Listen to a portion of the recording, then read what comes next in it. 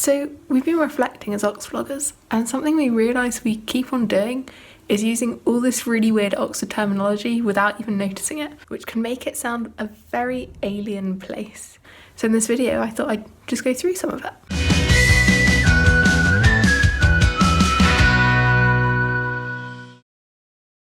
So firstly, we have colleges, and when you apply to Oxford University, you apply to a college. And these are kind of the places where you live, where you eat, and I'll show you some more things in a moment. But it's also where your teaching is organised. So you have tutors in a college, and they teach you, and they organise all your tutorials or tutes, which is small group tuition where you and maybe one other student will go through an essay you wrote for that week. And the first point of call in college is the Plodge. This is the Plodge in St Hugh's College, which is short for Porter's Lodge, which is you can go where you go if you need anything, like they have stuff to fix your bikes and they can help you find anything in college, and they hold some of the keys. And you also have your Pidge, which is short for pigeonhole, which is where all the kind of mailboxes are in your college for all your students and tutors too, and that's where you go and check for your mail.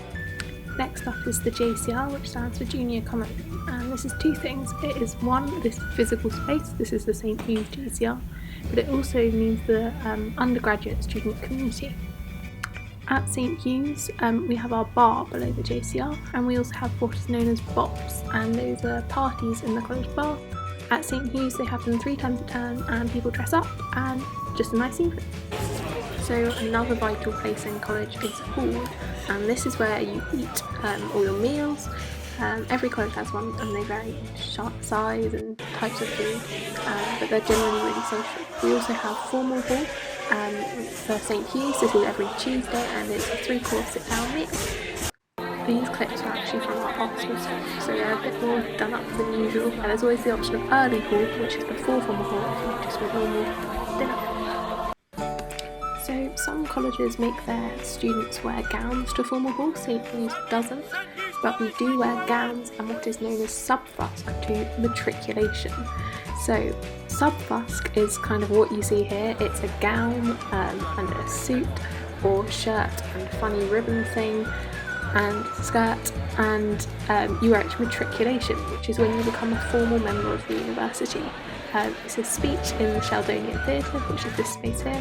Vice-Chancellor speaks some Latin, speaks some English, and yeah, then you're a formal member of the University of Oxford. So we also wear sub-Fusc to our exams in the summer, which take place here, and after that, apparently your friends come over and throw lots of shaving foam and stuff at you called trashing. We also have collections at the beginning of every term, and these are just mock exams held in college. They don't count for anything, and they're not held at exam schools. You have to wear your gown, but not sub-Fusc. This is where we get into university term time and weeks, because collections happen in what is known as North Week. And North Week is essentially the week before term starts, and then all the weeks from then on are numbered 1st to 8th week, so 8 weeks in a term. Some things come with that, so 5th week, for example, because you're just over halfway, is known as 5th week blues, because people tend to get a bit tired, but see my video from last term and you'll see it's not the same for everyone. The terms are also named quite funnily, so the first term of the year from October to December is known as Michaelmas. The second term, which is this term now, from January to March is known as Hilary, and then we have Trinity term, which is April to June. So they're really short 8-week intense bursts, and between them we have vacations, which are shortened generally to VACs.